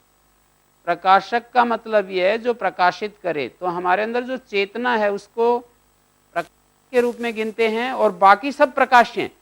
इस प्रकाश्य में भी दो वर्ग बना दिए। फिर थोड़ा सा धीरे समझनी पड़ेगी। चेतन जो आत्मा है वो प्रकाशक है, समस्त इस दृश्य वर्ग का। लेकिन दृश्य वर्ग में भी दो विभाग कर दिए, एक प्रकाशक, एक प्रकाश्य। इसमें ज्यादा प्रकाश है, ज्यादा अनुभव करने की शक्ति है, वो चेतन वर्ग प्रकाशक श्रेणी में आएगा। जो केवल अनुभव हो रहा है, जैसे बुद्धि के द्वारा हमारा हाथ हमें अनुभव हो रहा है, अंधे आदमी को भी अनुभव हो रहा है, जो हाथ को नहीं देख पा रहा है उसको भी अनुभव हो रहा है, अंधे आदमी को भी। तो इसको प्रकाश कहा जा रहा है। दृश्य के ये सारे समान रूप से दृश्य के अंदर मिलेंगे। दृश्य अनुभव होता है, किसको अनुभव होगा? बुद्धि को, चित्त को, मन को अनुभव होगा। फिर अपने आप में उसका एक अस्तित्व है, दूसरे को अनुभव में आना, ये जो अस्तित्व है उसके अंदर। तो ये प्रकाश भौतिक प्रकाश की बात नहीं है, जैसे कि सूरज का प्रकाश है, उस वाले प्रकाश की बात नहीं है। हर पदार्थ में उसका एक सत्ता, उसकी जो सत्ता है वही ये प्रकाश है। उसका होना जो बताया जाता है वही ये प्रकाश है। इसलिए कहते हैं सत्व। सत्व का मतलब उसके होने का प्रमाण। तो हर चीज के लिए हम है शब्द का प्रयोग करते हैं। हम बोलते हैं पृथ्वी है, हम बोलते हैं वृक्ष है शब्द सबके साथ जुड़ा हुआ है शब्द जिस जिसके साथ भी जुड़ा हुआ है वो उसके प्रकाश को, प्रकाश रूपता को सिद्ध कर रहा है। तो ऐसे समझना है। तस्य गुणानाम पर्वाणी अवस्था विशेषा चत्वारो ज्ञातव्या। गुणों के पर्व विशेष चार जानने योग्य हैं। विशेषा महाभूत इंद्रियाणी, जो विशेष हैं ये देखिए, महाभूत और इंद्रियां ये 16 हैं विशेष। हमारी इंद्रियां और स्थूलभूत ये 16 हैं। और अविशेष क्या हैं? तन्मात्र और अंतःकरण। अविशेष क्या हैं? हमारा जो तन्मात्र है और ये जो अहंकार है ये अविशेष श्रेणी में आता है। और उसके आगे बताया लिंग मात्रम बुद्धि। ये जो बुद्धि है हमारे पास वो लिंग मात्र नाम से पुकारी है, और जो प्रकृति है वो अलिंग है। सर्वत्र त्रिगुण रूपस्य अव्यक्तस्य अन्वयित्वेन प्रत्यभिज्ञानात्, और इन सब में त्रिगुण रूप जो अव्यक्त है वो अन्वित हो रहा है। ज्ञातव्यत्वेन योग काले चत्वारि पर्वाणि निर्दिष्टानि, ये 4 जो पर्व हैं वो इनका निर्देश किया है। पर्व माने उसका जो विभाग, पर्व का यहाँ पर अर्थ 4 जो पर्व अवस्था, पर्व मानी अवस्था, 4 उनकी अवस्थाएं बताई। किनकी? गुणों की। ये जो गुण हैं, सत्व रजस तमसाम साम्यावस्था प्रकृति, जो अव्यक्त के रूप में जो गुण हैं, 3 गुण, प्रकाश, क्रिया और स्थिति स्वभाव वाले गुणों का 3 स्वभाव हैं, प्रकाश, क्रिया और स्थिति। प्रकाश, क्रिया और स्थिति, ये गुणों का, प्रकाश का मतलब वो अस्तित्व वाले हैं। समझने में वैसे जटिल है थोड़ा ये प्रकाश, क्रिया, और इसीलिए इनको प्रश्न हो गया। प्रकाश का मतलब स्थिति, प्रकाश का मतलब स्थिति, स्थिति का मतलब सत्ता। जिस चीज की भी सत्ता है, जिस चीज का भी अस्तित्व है, जो हमारे को अनुभव में आता है, ज्ञान में आता है हमारे को, उसको प्रकाश स्वभाव वाला कह रहे हैं, और क्रिया स्वभाव वाला और स्थिति स्वभाव वाला। जितना भी 2 चीजें होगी, एक चेतन और एक जड़, तो जड़ जितनी भी चीजें हैं वो प्रकाश, क्रिया, स्थिति स्वभाव वाली है। और इसके अलावा एक चेतन तत्व है, वो प्रकाशित कर रहा है इनको, वो उसके कारण से, उसके होने से ये प्रकाशित हो रही हैं। तो चेतन के होने से सारा जो ये जगत है, ब्रह्मांड है, ये 3 स्वभाव वाला है। उसके अंदर अनुभव होने का गुण है, उसके अंदर सत्ता का गुण है, वो एग्जिस्टेंशियल है, कुछ हमारे को अनुभव हो सकता है वो, और वो 23 रूप हैं उसके, 5 सूक्ष्म भूत, 5 स्थूल भूत और 11 इंद्रियां, 13 इंद्रियां, मन, बुद्धि, अहंकार, 5 ज्ञानेंद्रियां, 5 कर्मेंद्रियां। इन सभी में गुण अन्वित हैं। गुण अन्वित है मानी प्रकाश गुण अन्वित है, क्रिया, इनके अंदर हर क्षण परिवर्तन चल रहा है। जो भी इस तरह की चीज है इस दुनिया में, वो हर क्षण बदल रही है, और प्रकाश और क्रिया का नियमन करने के लिए एक तत्व बीच में बैठा हुआ है।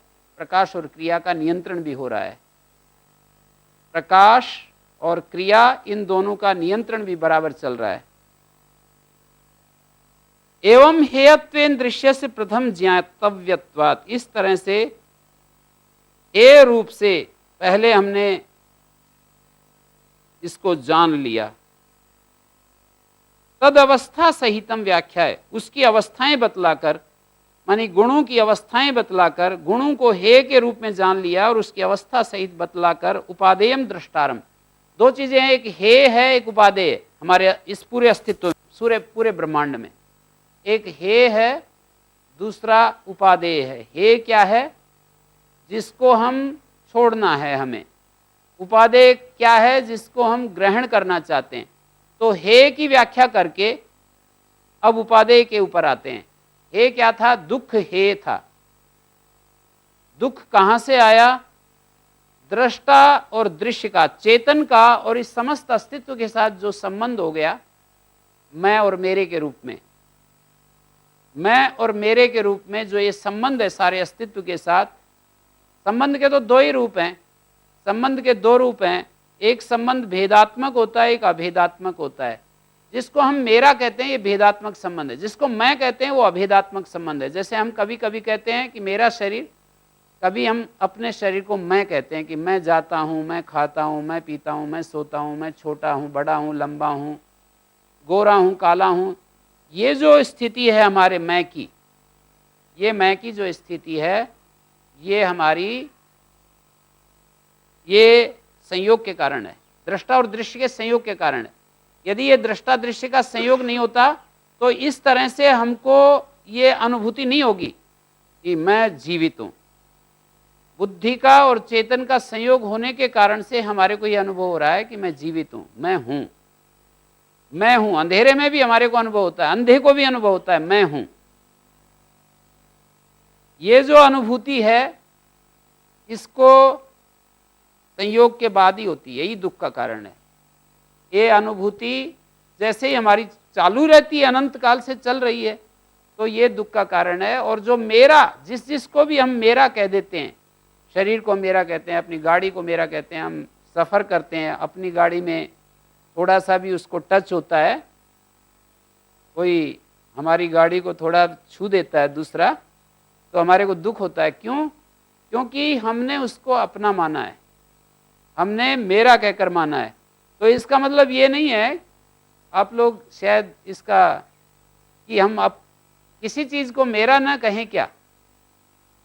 अंततः हमारे को एक ऐसे ज्ञान की स्थिति में रहना पड़ता है कि मैं चेतन अलग हूँ और ये सारी चीज़ें मुझ चेतन से अलग हैं, डिफरेंट हैं, अलग हैं, पृथक हैं, ये दूर हैं, सेपरेट हैं। चेतन से ये चीज़ें सेपरेट हैं और केवल उपयोग के लिए हैं, ये केवल उपयोग मात्र के लिए हैं। इन जो सेपरेट चीज़ें हैं उनसे सुखी दुखी होने के लिए ये सेपरेट चीज़ें नहीं हैं। उनके साथ मैं एक संबंध बनाता हूँ, उस संबंध के द्वारा फिर सुखी दुखी होता हूँ। उपयोग मात्र के लिए हैं, ज्ञान को बढ़ाने के लिए हैं, सेवा के लिए हैं, दूसरे जो अभाव में हैं उनकी पूर्ति करने के लिए हैं, दूसरों को जो आवश्यकताएं हैं उन आवश्यकताओं की परिपूर्ति के लिए हैं। हमारे लिए ये कोई चीज़ें, जिस दिन हमारे को ऐसा अनुभव होने लगता है कि ये समस्त दृश्य कि मुझे अब कोई आवश्यकता नहीं, ये ज्ञान की अंतिम सीमा है कि मुझे किसी भी दृश्य के किसी रूप की मुझे आवश्यकता नहीं, ये ज्ञान की पराकाष्ठा है। फिर क्या करेगा वो? जब ये अनुभव हो जाएगा, फिर वो कहेगा कि जिसको आवश्यकता है उसके काम आने दो अब इनको। बुद्धि जो मेरे लिए करना था कर दिया, शरीर ने मेरे को जो देना था दे दिया, अब इसकी आवश्यकता जिसको है उसके काम आने दो। जैसे किसी के पास विद्या है, जिसको आवश्यकता है वो विद्या उसके पास पहुंचने दो। वो इस तरह से फिर इस धारा को सेवा में बदल देता है कि मेरे तो आवश्यकता नहीं है, अब ये जिसको आवश्यकता है उनके काम आने दो अब इससे। तो ये इस तरह से वो जो स्थिति है वो ज्ञान की स्थिति कही जाती है। ये अज्ञान की स्थिति है कि मुझे पदार्थ चाहिए, मुझे वस्तु चाहिए, मुझे व्यक्तियों के संबंध चाहिए, मुझे ये एक विचारधारा चाहिए, मुझे कोई एक प्रिंसिपल चाहिए, एक सिद्धांत चाहिए, एक विचारधारा चाहिए। वस्तु, व्यक्ति, विचार, संबंध, क्रियाएं, इन सब के द्वारा हम सुखी होना चाहते हैं। तो अज्ञान का ये हमारा क्षेत्र होता है और उसके धरातल पर हम खड़े होकर के ये खेल खेलते हैं। हाँ जी। गुरु जी, जैसे आपने कहा कि बुद्धि किसी और को दे दी जाए, यहाँ पर थोड़ा सा जिज्ञासा है कि समुद्र में से जैसे एक बूंद निकाली, जैसे वो बूंद समुद्र का अंग है, क्या बुद्धि ऐसे ही प्रकृति का एक हिस्सा है या एक स्वतंत्र तत्व है? बुद्धि का ही एक निर्मित तत्व है। प्रकृति का एक, बुद्धि जो है प्रकृति का एक निर्मित तत्व है। क्रिया स्थिति ज्यादा होती है तो उसके अंदर जो प्रकाश है कम रहता है। एक गुण बहुलता से होता है। प्रकाश जब ज्यादा होता है तो क्रिया और स्थिति कम होती है, क्रिया ज्यादा होती है तो प्रकाश स्थिति कम होती है। परमेश्वर के पास भी बुद्धि है, पर वो इतनी बुद्धि है स्वाभाविक रूप से प्रकाश से युक्त रहती है, उसको कभी भी क्रिया और स्थिति उसको दबाती नहीं है। इतनी ज्यादा बुद्धि है, इतना ज्यादा प्रकाश है उसके पास बुद्धि में कि वो कभी भी क्रिया और स्थिति के द्वारा अभिभूत नहीं होता। परमेश्वर की जो बुद्धि है, इतनी अनंत प्रज्ञा है, इतनी अनंत बुद्धि है, कभी भी क्रिया से दबता नहीं वो, उसका प्रकाश, उसका ज्ञान। अर्थात जिसमें जितना सत्व का प्रादुर्भाव अधिक होगा वो बुद्धि उतनी ही उत्कृष्ट होगी। हाँ, ये तो योग दर्शन बार बार यही समझा रहा है।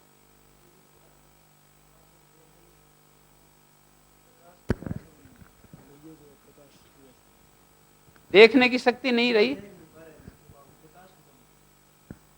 नहीं, ऐसा नहीं होता।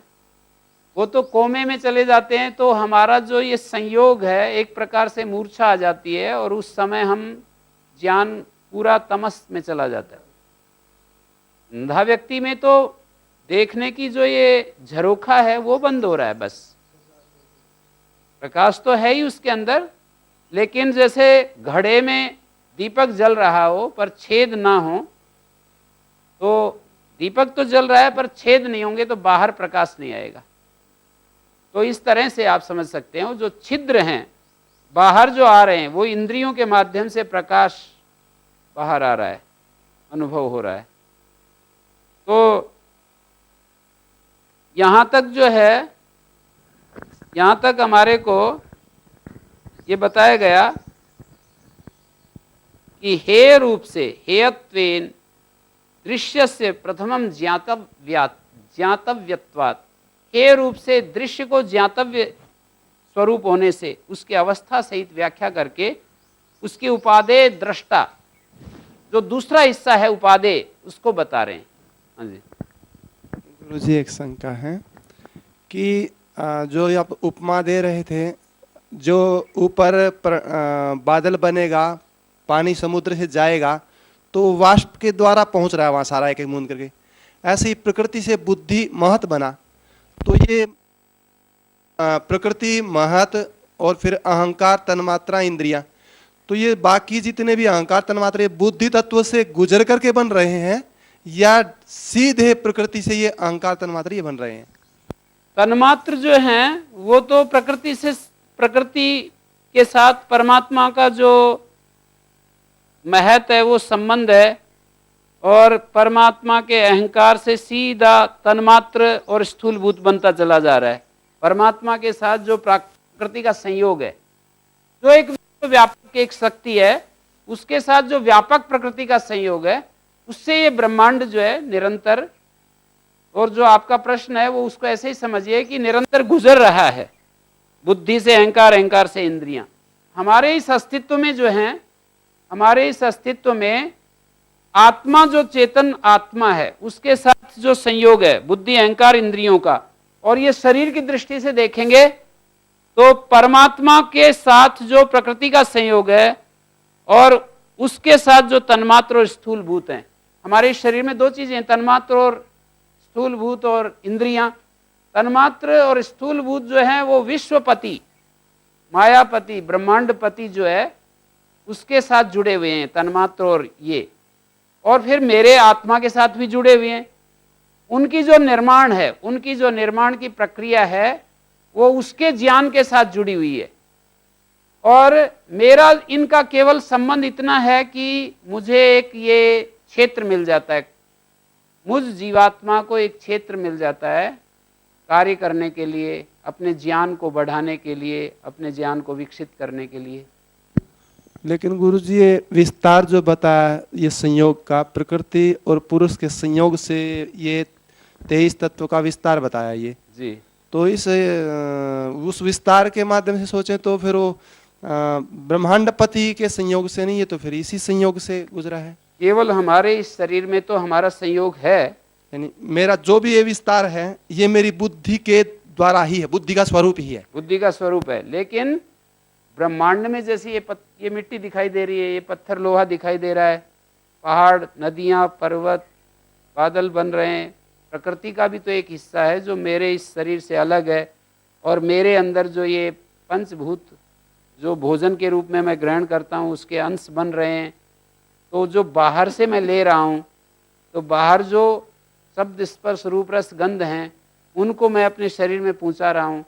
तो वो जो शब्द स्पर्श रूप रस गंध हैं बाहर से जो मैं ले रहा हूँ, श्वास ले रहा हूँ, वायु ले रहा हूँ, बाहर व्यापक रूप से वायु है, प्रकृति के अंदर जल है, व्यापक रूप से जल तत्व है, ऊर्जा प्रकाश ले रहा हूँ, मेरे शरीर में वो जो रोम रोम में घुस रहे हैं ऊर्जा तत्व, प्रकाश तत्व प्रवेश हो रहे हैं, तो वो ब्रह्मांडपति भी इसके साथ संयुक्त है। ऐसा नहीं कह सकते कि मेरा केवल इंडिविजुअल जो अस्तित्व है वही पर्याप्त है, क्योंकि हम जो है यूँ समझो एक राजा, जैसे कि एक एक किसी को काम करने के लिए एक एक खेत दे देता है, एक एक वो दे देता है, समझ लीजिए क्षेत्र दे देता है, तो ऐसे ही उस ब्रह्मांडपति ने जीवों के लिए एक एक क्षेत्र दे दिया है अपना अपना खेल खेलने के लिए। इतना वो महान, शक्तिशाली, अनंत प्रज्ञावान, बुद्धिमान और इतना सामर्थ्यशाली है वो जो वैश्व विश्वपति है, इतना सामर्थ्यशाली है, इतने जीवों को एक ही साथ जो है उनके विकास के लिए, उनके आनंद के लिए, उनके, इसलिए उसको करुणा का सागर, प्रेम का सागर, ये सारा विचार करते हैं। तो उसकी जो देन है, उसकी हमारे लिए जो भेंट हैं, उनका कोई अंत ही नहीं है। गुरुजी आपने बताया मेरा जो ये जितना भी स्वरूप है जीवन का, ये ढांचा सारा ये बुद्धि का ही स्वरूप, बुद्धि का ही विस्तार है। जी जी। तो अर्थात हम जो परमात्मा से धियो यो न प्रचोदयात् बुद्धि की प्रार्थना कर रहे हैं, तो हम सारा स्वरूप ही मांग रहे हैं परमात्मा से। जी जी, धन्यवाद जी। दृष्टा दृषि मात्रा शुद्धो भी प्रत्यानुपश्चात। दृष्टा पुरुष दृषि मात्र चेतना मात्रम। दृष्टा पुरुष है और दृषि मात्र जो है वो चेतन मात्र है। मात्र ग्रहणम धर्म धर्मी निरासार्थम। यहाँ पर दृषि मात्र कहते हुए धर्म धर्मी भाव को हटाने के लिए मात्र पड़ा है। यहाँ जितनी भी चीजें, जितनी भी चीजें जो हमारे अनुभव में आती हैं वो धर्म धर्मी रूप हैं, पर दृष्टा दृषि मात्र है, धर्म धर्मी स्वरूप नहीं है। वो चेतन मात्र है। वहां धर्म और धर्मी ये भाव नहीं दिखाई देगा। धर्म धर्मी को ऐसे समझिए जैसे कि मिट्टी धर्मी है, घड़ा उसका धर्म है। सोना धर्मी है, कुंडल, आभूषण, कड़ा, आहार, ये सब उसके धर्म है। तो जैसे एक चीज होती है, एक उसके अलग अलग धर्म होते हैं। तो मूल प्रकृति धर्मी है, बुद्धि उसका धर्म है। बुद्धि धर्मी है, अहंकार उसका धर्म है। अहंकार धर्मी है, मन उसका धर्म है, इंद्रियां उसके धर्म है। अहंकार धर्मी के ये 11 इंद्रियां जो हैं धर्म है। तन्मात्र धर्मी है, स्थूल बुद्ध धर्म है। बुद्धि धर्मी है, अहंकार उसका धर्म है। वो आते तो ऊपर से इसी क्रम से हैं, पर बुद्धि से सीधा यहां नहीं पहुंचते, जंप करके नहीं पहुंचते। यहाँ बुद्धि से जो है अहंकार में आते हैं, अहंकार से इंद्रिय में आते हैं, बुद्धि से अहंकार, अहंकार से तन्मात्र, अहंकार से तन्मात्र, तन्मात्र से स्थूल, अहंकार से तन्मात्र में पहुंचते हैं, तन्मात्र से स्थूलभूत में पहुंचते हैं। तो अहंकार धर्मी है, तन्मात्र धर्म है, तन्मात्र धर्मी है, स्थूलभूत धर्म है। तो इस सारे ब्रह्मांड में धर्म धर्मी भाव है। एक चेतन मात्र, एक दृष्टा मात्र जो पुरुष चेतन तत्व है, वो धर्म धर्मी भाव से मुक्त है। वो किसी का धर्म भी नहीं, किसी का धर्मी भी नहीं, बाकी सब धर्म धर्मी भाव में। तो गुरुजी जिस अर्थ को दृषि मात्र कह रहा है, इसी अर्थ को अपरिणामी कह रहा है। हाँ जी, दृषि मात्र जो है वो अपरिणामी है, प्रत्यानुपश्य है। पर जो दृष्टा है चेतन मात्र, वो शुद्ध होता हुआ भी प्रत्यानुपश्य है। प्रत्यानुपश्य का अर्थ होता है प्रत्यय मानी बुद्धि, वृत्ति, ज्ञान वृत्ति, ज्ञान वृत्ति के पीछे देखने वाला। प्रत्यय हमारी बुद्धि में जो ज्ञान आता है उसको यहाँ प्रत्यय कहा है। तो प्रत्यानुपश्य कौन? दृष्टा। दृष्टा जो चेतन है वो बुद्धि की वृत्तियों के अनुसार, ज्ञान वृत्तियों के अनुसार अनुभव करने वाला, देखने वाला है, जानने वाला है, अनुभविता है। बुद्धि वृत्तियों के अनुसार जानने वाला है। इससे भी आपके प्रश्न का उत्तर मिल रहा है।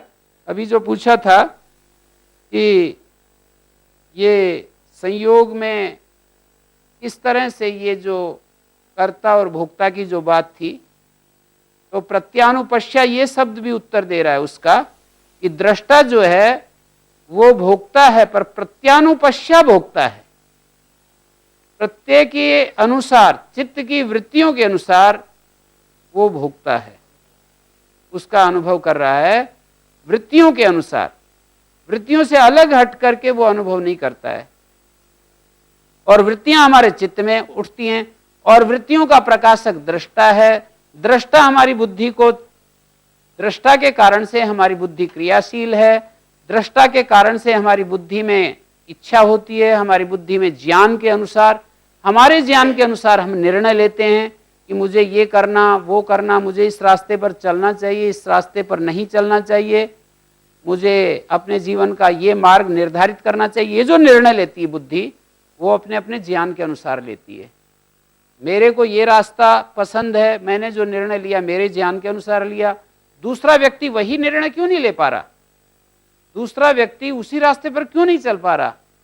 वो इसलिए कि उसकी बुद्धि, उसका ज्ञान उसको ये नहीं दिखा पा रहा कि ये रास्ता तेरे लिए लाभप्रद होगा, सुखप्रद होगा। उसको यही दिखा रहा है कि इस रास्ते पर कुछ नहीं मिलना है, अपने वाले रास्ते पर चलूंगा तब मुझे कुछ मिलेगा। तो इसलिए जिस पर उसको बुद्धि उसको गाइड करती है, बुद्धि तो एक गाइड है। जैसे कि कोई हम किसी स्थान को देखने के लिए जाते हैं तो वहाँ हमें किसी गाइड की ज़रूरत पड़ती है, वो हमें आगे आगे ले जाता रहता है, ये वो है, ये वो है, ये वो है। तो बुद्धि एक प्रकार से गाइड बन करके हमें आगे आगे ले जाती रहती है। स बुद्धि केचिद ही चेतनाम आत्मनो धर्मम इच्छन्ति। कुछ लोग ऐसे कहते हैं कि जो चेतना है आत्मा का धर्म है, पुरुष धर्मी और चैतन्य उसका धर्म है, पर चेतन पुरुष का स्वरूप ही है, धर्म नहीं है। ये खंडन कर रहे हैं। कुछ लोग ऐसा कहते हैं कि जो चेतना है, चेतनता, कॉन्शियसनेस जो है, वो इसका धर्म है, चेतन पुरुष का। स शुद्धो भी परिणामित्वादि अभावेन स्वप्रतिष्ठोपि प्रत्यानुपश्य प्रत्या विषयोपरक्तानि विज्ञानानि। बड़ा भोजदेव जी कहीं कहीं तो बड़ा अच्छा व्याख्यान कर रहे हैं, बहुत ही सार रूप में। जो व्यास भाष्य में जो चीज़ें स्पष्ट नहीं हो पा रही, उसका निचोड़, उस पर विचार करके इन्होंने काफ़ी कुछ शब्दों को स्पष्ट किया है। तो ये कहना चाह रहे हैं कि कुछ लोग चेतना को आत्मा का धर्म कहते हैं, पर ऐसा नहीं। चेतना का चेतनता आत्मा का धर्म नहीं है। आत्मा या पुरुष तो चेतन स्वरूप है। और आगे कहते हैं सशुद्धोपि, वो पुरुष जो चेतन है, हमारे अंदर जो चेतना है, चैतन्य है, वो शुद्ध होते हुए भी परिणामित्वादि अभावेन स्वप्रतिष्ठोपि, परिणामित्वादि के अभाव होते हुए, उसमें परिणाम नहीं हो रहा है, एक रस है। परिणामी का अभाव होने का मतलब एक रस, एक रस होते हुए भी प्रत्यानुपश्य है। अब प्रत्यय की व्याख्या कर रहे हैं, ये वो बात मैं कह रहा था। प्रत्यय का मतलब विषयोपरक्तानि विज्ञानानि। प्रत्यय का अर्थ किया विषय से उपरक्त विज्ञान। प्रत्यय शब्द का अर्थ देखने लायक है। विषयोपरक्तानि विज्ञानानि,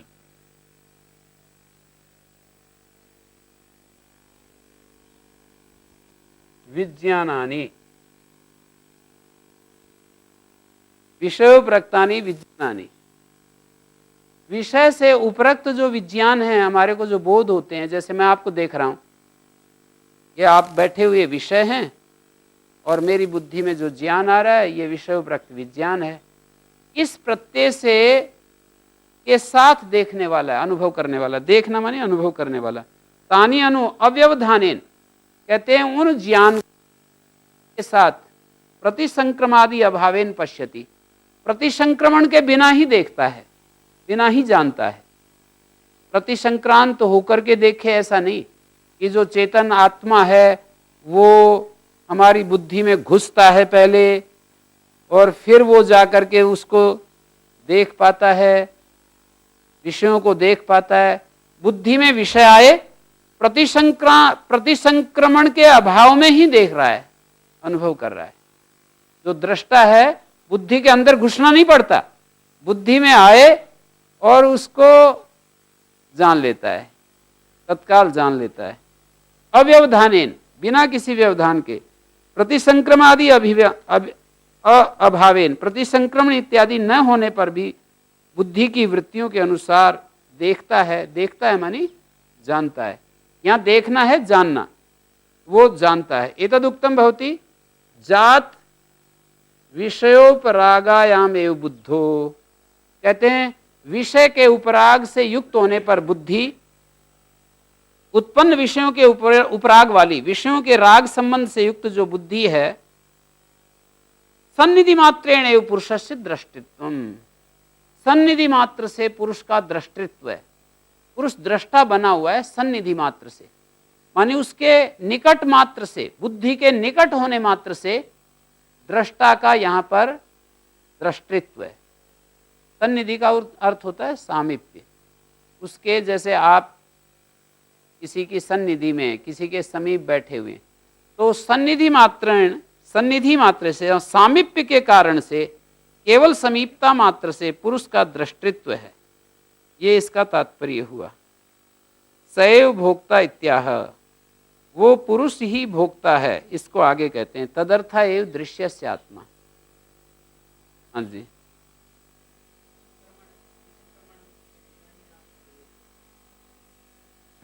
हाँ, प्रतिसंक्रमण के बिना ही वो जान लेता है हाँ, मैं ये कह प्रत्ययों रहा था का। कि इसमें ये लिखा है प्रतिसंक्रमादि के अभाव में ही जान लेता है सन्निधि मात्र से। फिर वो उसको- सभी का जानना चाहिए, औरों का भी। जिस दृष्टा के साथ, वो एक एक दृष्टा के साथ बुद्धियां कनेक्टेड है ना, एक एक दृष्टा के साथ अंतःकरण कनेक्टेड है, तो जिस अंतःकरण में ज्ञान आता है उसी को जानता है, दूसरे को नहीं।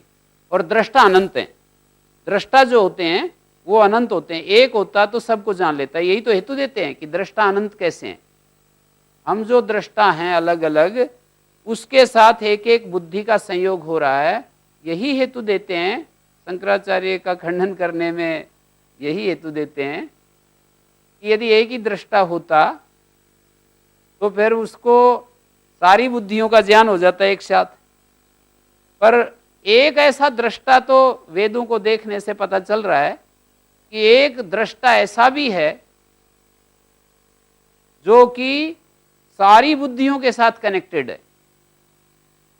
एक हमारा दृष्टा है, हम लोग जो दृष्टा रूप में हैं, एक एक जीव, एक एक आत्मा, चेतन आत्मा है जो एक एक बुद्धि के साथ कनेक्टेड है। फिर एक ऐसा दृष्टा है, वो जिसको हम ईश्वर कहते हैं, जिसको परमात्मा कहते हैं, भगवान कहते हैं, एक ऐसा है जो कि एक ही साथ सारी बुद्धियों के साथ कनेक्टेड है। उसकी जो बुद्धि है सब बुद्धियों के साथ कनेक्टेड है। तो वो जो है हमारे मन में, सबके मन में उठने वाले भावों को जानती है। ऐसा अनुभवी लोगों ने और शास्त्रकारों से पता चलता है हमारे को। शास्त्र इसमें प्रमाण है, अनुभवी लोगों का प्रमाण है। शास्त्र तो वेदादि शास्त्र हम पढ़ते हैं तो उसमें ऐसा मिल ही रहा है, वो सर्वज्ञ है, जात वेदा है, जाते जाते विद्यते, जातानि सर्वम वेद, उत्पन्न हुए हर चीज को वो जानता है, वो सर्वज्ञ है। उसके बारे में ये बात हम शास्त्र में पढ़ते हैं। और अनुभवी लोग जैसे श्री अरविंद आदि हमारे पास में ही हुए हैं, स्वामी दयानंद, ऐसे जो लोग हैं वो भी बताते हैं उसके नेचर के बारे में, उसके स्वभाव के बारे में। तो जो योगी ऐसे पहुंचे हुए योगी हैं जिन्होंने ये सारा प्रत्यक्ष किया, वो बताते हैं। और मूल हमारे प्राचीन जो शास्त्र हैं वो भी बताते हैं कि उस विश्वपति का हर बुद्धि के साथ संयोग है, हर जीव के साथ संयोग है, यूं समझिए।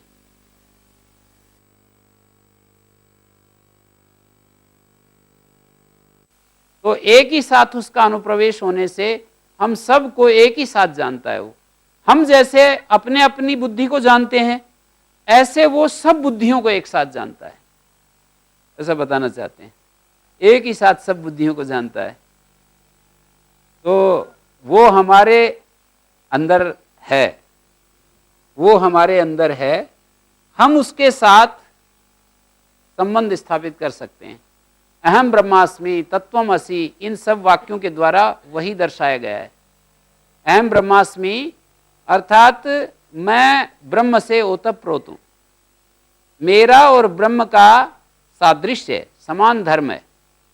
मैं उसके साथ एक रूप हो सकता हूं। जैसे ये जो लोहा है ये नहीं हो सकता, हमारा हाथ नहीं हो सकता, हमारा पैर उसके साथ एक रूप नहीं हो सकता, हमारा सिर हो नहीं सकता, नासिका हो नहीं सकती है, पर हमारा जो चेतन स्वरूप है वो उसके साथ एक रूप हो सकता है। ऐसे यहाँ पर वो हम बाहर के साथ भी एक रूप होते ही हैं, जीव के रूप में कहा है। हम जीवगण बाहर दुनिया की चीजों के साथ एक रूप होते हैं, पर जीवों का ये सामर्थ्य है कि हम परमात्मा के साथ एक रूप हो सकते हैं। जी गुरुजी, जब वो ईश्वर प्रत्येक आत्मा के साथ कनेक्टेड है, तो वो जो आत्मा में है और वो परमात्मा दोनों चेतन है, उन दोनों को अलग अलग क्या चीज कर रही है? ज्ञान की शक्ति अलग कर रही है ना। ज्ञान जो है अल्प है, एक जगह महान है। उनका जो ज्ञान है उसके साथ जो बुद्धि का संबंध है वो एक ही साथ, वो एक रस है। वो कभी भी उसका ज्ञान अभिभूत नहीं होता है। जो सत्वगुण है वो कभी भी रजोगुण तमोगुण से अभिभूत नहीं होता है, उसका जो प्रकाश है ज्ञान का। पर जीव के साथ जो ज्ञान का प्रकाश है वो रजस से अभिभूत होता रहता है, तमस से अभिभूत होता रहता है और बदलता रहता है। तो ये भेद करने वाली, दोनों को भेद करने वाली भेद रेखा यही है। इसके कारण, अज्ञान के कारण ये इसके अंदर क्लेश आते हैं। अज्ञान के कारण कर्म करता है, अज्ञान के कारण कर्मों का फल भोगता है, उनकी वासनाएं इकट्ठी होती हैं। तो भेद करने वाला तो ये बताया ना, योग दर्शन में ही बताया कि उसके अंदर क्लेश नहीं, उसके अंदर कर्म नहीं, विपाक नहीं, फल नहीं, उनके संस्कार नहीं। और उसके ज्ञान की अनंतता भी बताई है वहाँ पर, तत्र निरतिशयम सर्वज्ञ बीजम। और उसका प्रभाव बताया कि कैसा वो सैव पूर्वेशाम अपि गुरु कालेन अन्वच्छेदात। तो गुरुजी, जैसा संबंध हमारा उस ईश्वर के साथ है, एक संबंध हमारा प्रकृति के साथ है, तो हम प्रकृति से इतना प्रभावित होते हैं, वो इतना अनंत और हमारे भीतर है, हम उससे प्रभावित क्यों नहीं होते हैं? ये तो हमारे ज्ञान के कारण से है। हमारे को जितना ज्ञान है उस चीज को हम महत्व देते हैं।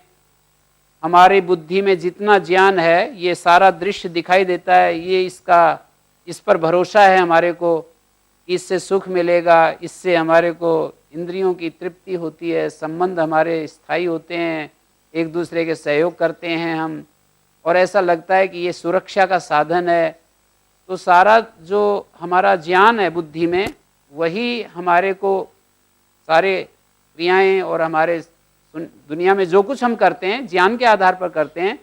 तो जिन लोगों को, जिनकी आप कह रहे हो कि वो क्यों नहीं होता है, तो जिनको ये ज्ञान हो जाता है वो तो कहाँ छोड़ते हैं, वो इस प्रकृति से प्रभावित नहीं होते, उनका एक रस ज्ञान बना रहता है। वो किसी से घबराते नहीं हैं, कभी भयभीत नहीं होते हैं, कभी वो किसी भी प्रकार के क्लेश में नहीं आते हैं, कभी भी वो एक क्षण के लिए भयभीत नहीं, क्लेश में नहीं, पराधीन नहीं, पूरे स्वतंत्रता से रहते हैं, आनंद में रहते हैं। तो प्रकृति से तो हमारा संबंध इतना गहरा है, हो भी नहीं सकता, क्योंकि ये तो जड़ है और मैं चेतन हूँ। लेकिन ईश्वर तो चेतन ही है, वो मेरे जैसा होने के बाद भी उससे कम प्रभावित रहा, और ये जड़ है, इतना भेद होने के बाद भी इससे प्रभावित रहा।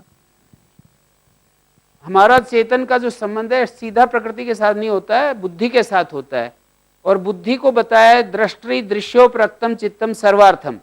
हमारी जो बुद्धि है, हमारा जो चित्त है, उसकी एक क्वालिटी है कि वो दृश्य के साथ भी उपरक्त हो सकता है पूरा का पूरा, और दृष्टा के साथ भी उपरक्त हो सकता है पूरा का पूरा।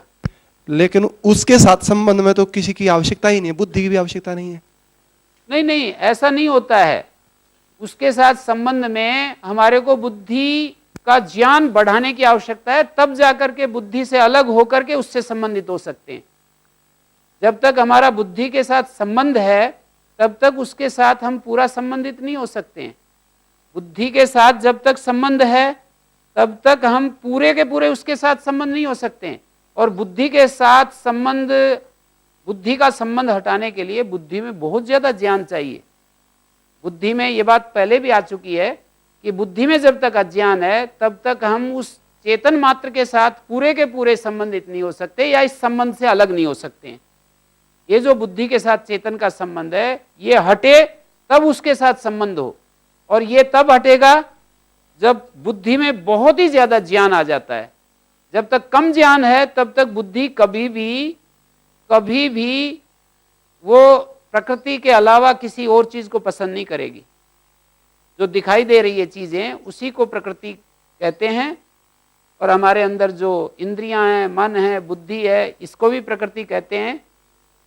तो जब तक कम ज्ञान है तब तक इसका आलंबन यही बनेगा, ये जो दृश्य है यही इसका आलंबन बनेगा।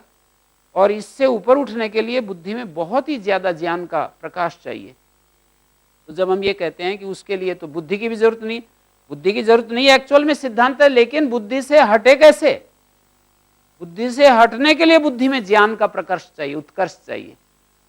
ज्ञान का उत्कर्ष होगा तब बुद्धि ये समझ पाएगी कि उस चेतन के साथ संबंध प्राप्त करने के लिए केवल सुनने मात्र से नहीं होगा। ये न श्रवण मात्रा तत्सिद्धि निवृत्तेपि अनुवृत्ति दर्शनात्। केवल हम सुने, ये तो एक सीढ़ी है, सुने हम, ये एक सीढ़ी है। श्रवण, मनन करें, एकांत में मनन करें और निरंतर इसमें, इस ज्ञान में स्थिर हो जाएं, हर समय स्थिर रहें, जीवन के विविध कार्यकलापों में इस ज्ञान में स्थिर रहें। इसका उत्तर वो सूत्र वही यही दे रहा है क्या? सत्व पुरुषयो शुद्धि साम्य कैवल्यम। सत्व पुरुषयो शुद्धि साम्य कैवल्यम का अर्थ यही है कि जब हम बुद्धि का इतना उत्कर्ष हो जाए ज्ञान का कि जितना पुरुष शुद्ध है, अर्थात दोनों की शुद्धि। पुरुष की शुद्धि तो यही है कि जो बुद्धि का उपचार उसमें होता रहता है, और बुद्धि की शुद्धि यही है कि उसकी भोग से निवृत्ति होना। बुद्धि की शुद्धि का मतलब है भोग से निवृत्ति, पूर्ण विवेक ख्याति की प्राप्ति ही बुद्धि की शुद्धि है। तो दृष्टा दृष्टि मात्रा, यहां पर यह सूत्र हो गया। जात विषयों पर आगायाम एव बुद्धौ सन्निधि मात्रेण पुरुषस्य दृष्टित्वम, और सैव भोक्ता इत्याह, वो भोक्ता है, तदर्थ एव दृश्यस्य आत्मा, तदर्थ एव दृश्यस्य आत्मा। दृश्य का स्वरूप, आत्मा अर्थ है स्वरूप, उस पुरुष के प्रयोजन के लिए। दृश्यस्य प्रागुक्त लक्षणस्य या आत्मा यत् स्वरूपम, जो पहले दृश्य का स्वरूप बताया एक सूत्र में, प्रकाश क्रिया स्थितिशीलम भूतेन्द्रियात्मकम भोगवर्गार्थम दृश्यम, ये दृश्य का स्वरूप बताया। ये जो दृश्य का स्वरूप है, तदर्थ है, उस दृश्य का स्वरूप उस पुरुष के लिए। तस्य पुरुषार्थ भोक्तृत्व संपादनम नाम, स्वार्थ परिहारेण प्रयोजनम। पुरुषार्थ के भोक्तृत्व को संपादन करने के लिए, स्वार्थ परिहारेण, अपने उद्देश्य प्रयोजन का जो परिहार है, परित्याग करके, उस पुरुष का नहीं प्रधानम प्रवर्तमानम आत्मना किंचित प्रयोजनम अपेक्ष प्रवर्तते। जो ये प्रधान है, प्रकृति है, ये प्रवृत्त होती हुई अपना कोई प्रयोजन सामने रख करके प्रवृत्त नहीं हो रही। पुरुषस्य भोक्तृत्वम संपादितुम, पुरुष के भोक्तृत्व को संपादित करने के लिए ये प्रकृति प्रवृत्त हो रही है। तदर्थ है दृश्य आत्मा। ओम शांति शांति शांति। प्राकृतिक सौंदर्य व स्वास्थ्य के लिए पतंजलि के 5 सूत्र। हर रोज उठकर प्राणायाम करें। दांतों की संपूर्ण सुरक्षा के लिए दंत कांति। त्वचा के प्राकृतिक सौंदर्य व सुरक्षा के लिए पतंजलि हर्बल बॉडी क्लेंजर। प्राकृतिक हेयर केयर के लिए 13 जड़ी बूटियों वाला केश कांति। केसर व 51 जड़ी बूटियों से निर्मित स्वास्थ्य व शक्ति से भरपूर पतंजलि च्यवनप्राश। तो आज ही पतंजलि के इन 5 सूत्रों को अपनाएं और जीवन में खुशियाँ, स्वास्थ्य एवं समृद्धि लाएं। मासिक संस्कार पत्रिका, जिसमें हर पाठक के लिए है ज्ञान का अनुपम संग्रह। आज ही सदस्य बने और पाएं विशेष उपहार। सदस्यता शुल्क 1 वर्ष के लिए 421 रुपए, 5 वर्ष के लिए 2100 रुपए, 10 वर्ष के लिए 4100 रुपए। आप चेक या ड्राफ्ट संस्कार पत्रिका के नाम से भेजें। हमारा पता संस्कार पत्रिका, पित्ती ग्रुप, वैभव चेंबर्स, बांद्रा कुर्ला कॉम्प्लेक्स, बांद्रा पूर्व, मुंबई 400051। संपर्क करें 081081110106। अच्छे संस्कार ही अच्छे भविष्य का निर्माण करते हैं।